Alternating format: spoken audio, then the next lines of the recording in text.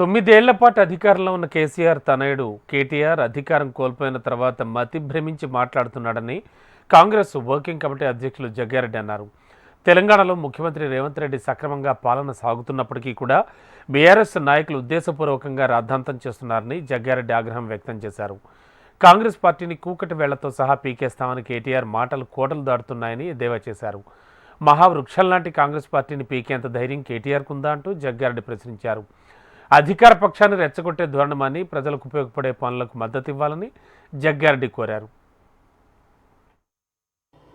రాష్ట్ర విభజన చేసింది సోనియా గాంధీ గారు, రాహుల్ గాంధీ గారు. ఆ రాష్ట్రము విభజన జరిగిన తర్వాత, తెలంగాణ రాష్ట్రం వచ్చిన తర్వాత తెలంగాణ ప్రజలు ముఖ్యమంత్రిగా కేసీఆర్కి అవకాశం ఇచ్చారు. రాష్ట్ర విభజన జరిగింది కాబట్టే తెలంగాణ రాష్ట్ర సపరేట్ ఎన్నికలు, అసెంబ్లీ ఎన్నికలు జరిగినాయి.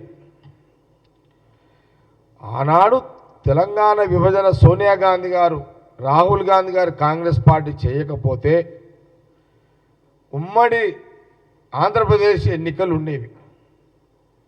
ఉమ్మడి రాష్ట్ర ఎన్నికలు ఉంటే మళ్ళీ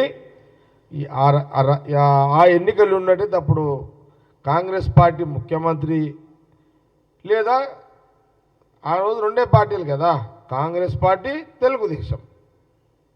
ఈ రెండు పార్టీల ఉమ్మడి రాష్ట్ర విభజన జరగకపోయి ఉంటే, ఉమ్మడి రాష్ట్ర ఎన్నికలు జరిగి ఉంటే మళ్ళీ కాంగ్రెస్ గవర్నమెంటా తెలుగుదేశం గవర్నమెంటా అనే పరిస్థితి 2014లో ఉంటుండే. రాష్ట్ర విభజన జరగకపోతే, రాష్ట్ర విభజన సోనియా గాంధీ గారు తెలంగాణ బిడ్డల త్యాగాల ఫలితము, తెలంగాణ ప్రజల ఆవేదన ఫలితము, సోనియా గాంధీ గారి యొక్క మనసు ఆమెని కరిగించింది.